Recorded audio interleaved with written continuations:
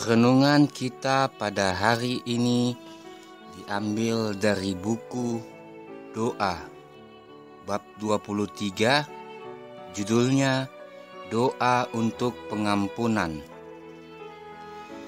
Doa untuk pengampunan selalu dijawab dengan segera. Ketika kita berdoa untuk berkat-berkat duniawi, jawaban untuk doa kita mungkin ditunda, atau Tuhan mungkin memberikan kepada kita sesuatu yang lain dari yang kita minta. Tetapi tidak demikian ketika kita meminta kelepasan dari dosa. Kehendak Tuhan untuk membersihkan kita dari dosa, untuk membuat kita menjadi anak-anak-Nya, dan untuk memampukan kita menghidupkan sebuah kehidupan yang kudus. Kristus yang telah menyerahkan dirinya karena dosa-dosa kita untuk melepaskan kita dari dunia jahat yang sekarang ini menurut kehendak Allah dan Bapa kita. Galatia 1 ayat 4. Dan inilah keberanian percaya kita kepadanya, yaitu bahwa Ia mengabulkan doa kita, jikalau kita meminta sesuatu kepadanya menurut kehendaknya. Dan jikalau kita tahu bahwa Ia mengabulkan apa saja yang kita minta, maka kita juga tahu bahwa kita telah memperoleh segala sesuatu yang telah kita minta kepadanya. Ibrani 11 ayat 6, 1 Yohanes 5 ayat 14 dan 15. Jika kita mengaku dosa kita, maka Ia adalah setia dan adil, sehingga Ia akan mengampuni segala dosa kita dan menyucikan kita dari segala kejahatan. 1 Yohanes 1 ayat 9. Segera setelah anak Allah mendekati tahta rahmat, Ia menjadi pembela yang agung. Pada setiap orang yang menyesal dan memohon pengampunan, Kristus mendengarkan dan mengabulkannya, serta menjadikannya miliknya sendiri, menyajikan permohonannya di hadapan Bapa sebagai permintaannya sendiri. Ceritakan keinginan-keinginanmu kepada Yesus dalam ketulusan jiwamu. Engkau tidak diminta untuk mengadakan suatu pertentangan panjang lebar atau berkhotbah kepada Tuhan. Namun dengan hati yang penuh kedukaan atas dosa-dosamu, katakan, "Selamatkanlah aku ya Tuhan, atau aku binasa." Ada pengharapan bagi jiwa yang seperti itu. Mereka akan mencari, mereka akan meminta, mereka akan mengetuk, dan mereka akan mendapatkan. Bila mana Yesus telah mengambil beban dosa yang menghancurkan jiwa, maka engkau akan mengalami kebahagiaan kedamaian Kristus. Dengan melihat keberdosaan itu, kita menjatuhkan diri tanpa daya di depan salib itu, memohon pengampunan dan kekuatan. Doa kita didengarkan dan dijawab. Mereka yang menyampaikan permohonan mereka kepada Tuhan dalam nama Yesus tidak akan pernah ditolak. Tuhan berkata, "Barang siapa datang kepadaku, Ia tidak akan kubuang." Dia yang akan mendengarkan doa yang sengsara. Pertolongan kita datang dari Dia yang memegang segalanya dalam tangannya. Kedamaian yang Ia kirimkan adalah kepastian kasih-Nya kepada kita. Tidak ada yang lebih tidak berdaya dan tak terkalahkan daripada jiwa yang merasa ketidaklayakannya dan bergantung sepenuhnya kepada rahmat dari Juru Selamat yang disalibkan dan telah bangkit itu. Tuhan akan mengirimkan setiap malaikat di surga untuk menolong seseorang yang sepenuhnya bergantung kepada Kristus daripada ia dibiarkan dikalahkan. Mereka yang mencari pengampunan harus lebih dahulu memiliki sikap yang mengampuni. Apabila kita datang memohon belas kasihan dan berkat dari Tuhan, kita harus memiliki roh kasih dan pengampunan dalam hati kita sendiri. Bagaimana kita dapat berdoa? Ampunilah kami akan kesalahan kami, seperti kami juga mengampuni orang yang bersalah kepada kami, dan memelihara roh yang tidak mengampuni. Matius 6 ayat 12.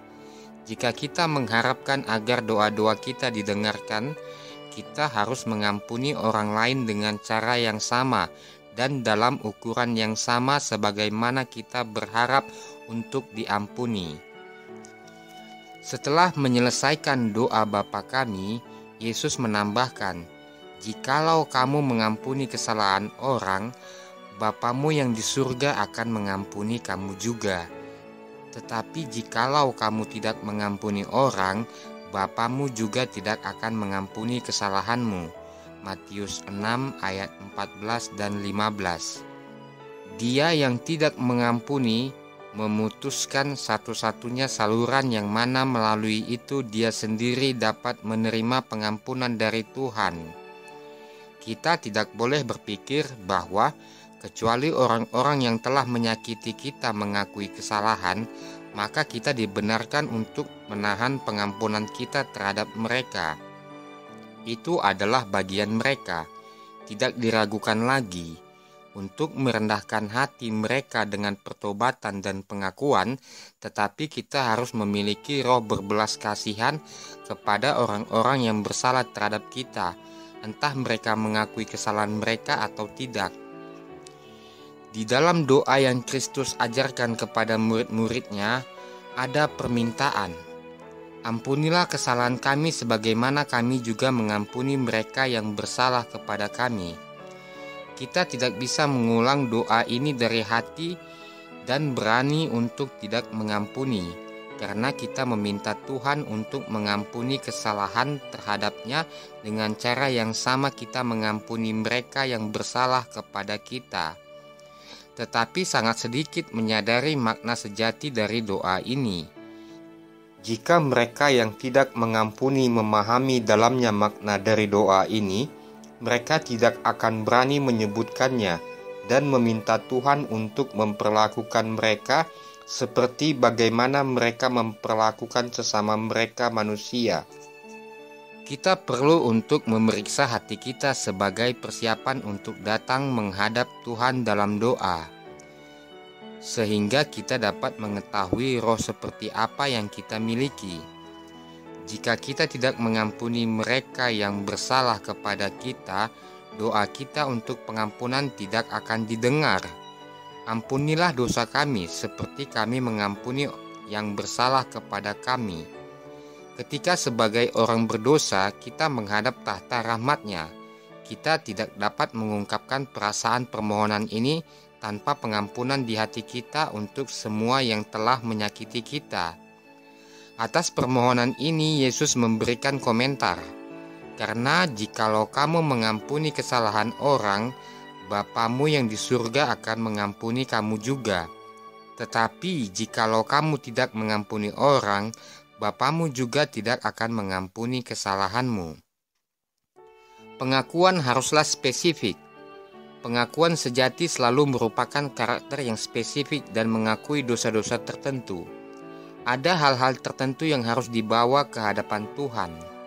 Ada juga kesalahan-kesalahan yang harus diakui di hadapan orang-orang yang mengalami penderitaan melalui mereka, atau ada jenis dosa yang harus diketahui di hadapan sejumlah orang. Tetapi semua pengakuan haruslah spesifik dan langsung pada intinya, mengakui setiap dosa yang karenanya engkau merasa bersalah. Yesus mendengar doa sederhana untuk pengampunan. Tidak perlu bahwa semua orang harus sanggup untuk menyatakan dengan pasti kapan dosa-dosa mereka telah diampuni. Pelajaran yang harus diajarkan kepada anak-anak kita adalah bahwa segala kesalahan dan kekhilafan mereka harus dibawa kepada Tuhan pada masa kanak-kanak mereka. Ajari mereka untuk meminta pengampunannya setiap hari untuk setiap kesalahan yang mereka telah lakukan, dan Yesus mendengar doa yang sederhana dari hati yang sangat menyesal dan akan mengampuni dan menerima mereka, sebagaimana Dia menerima anak-anak yang dibawa kepadanya ketika Ia masih di dunia. Jadi anak-anak, datanglah kepada Yesus. Berikanlah kepada Tuhan persembahan yang paling berharga yang dapat engkau berikan. Berikan kepadanya hatimu. Dia berbicara kepadamu berkata, anak laki-lakiku, anak perempuanku, berikanlah kepadaku hatimu. Walaupun dosamu semerah kirmizi, aku akan membuat mereka putih seperti salju, karena aku akan membersihkanmu dengan darahku. Aku akan membuatmu anggota keluargaku, anak-anak dari Raja Surgawi. Ambillah pengampunanku, damaiku yang aku berikan dengan cuma-cuma kepadamu. Aku akan memakaikanmu dengan jubah kebenaranku, pakaian pesta pernikahan, dan membuatmu layak untuk makan malam pernikahan anak domba. Ketika dipakaikan dengan kebenaran, melalui doa, melalui berjaga-jaga, melalui belajar firman-Ku yang rajin, engkau akan mampu mencapai standar yang tinggi. Engkau akan memahami kebenaran dan karaktermu akan dibentuk oleh pengaruh ilahi, karena ini adalah kehendak Tuhan, bahkan untuk pengudusanmu.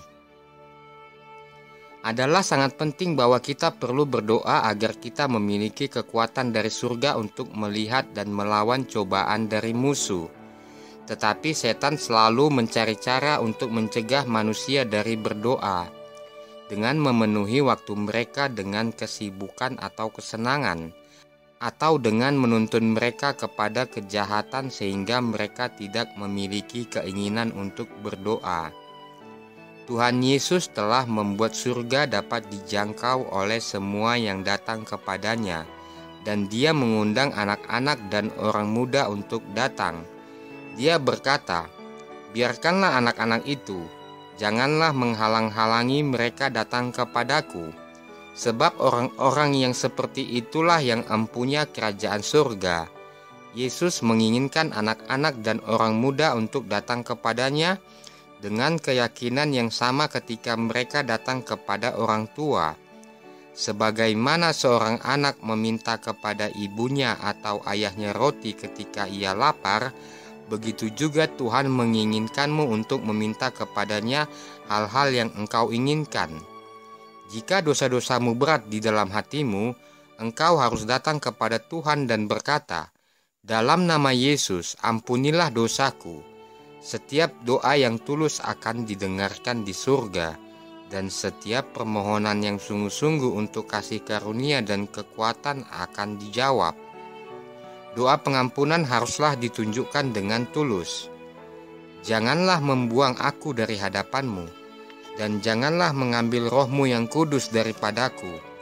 Pertobatan maupun pengampunan adalah pemberian dari Tuhan melalui Kristus.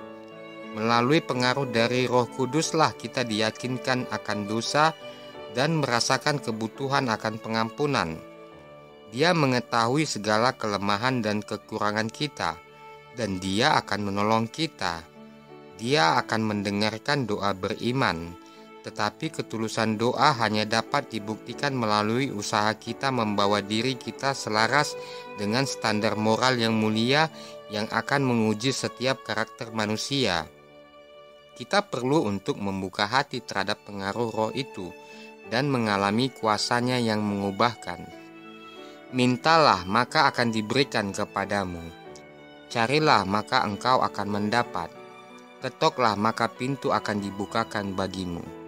Mengapa kita tidak menerima firman Tuhan? Meminta dan menerima saling terkait erat.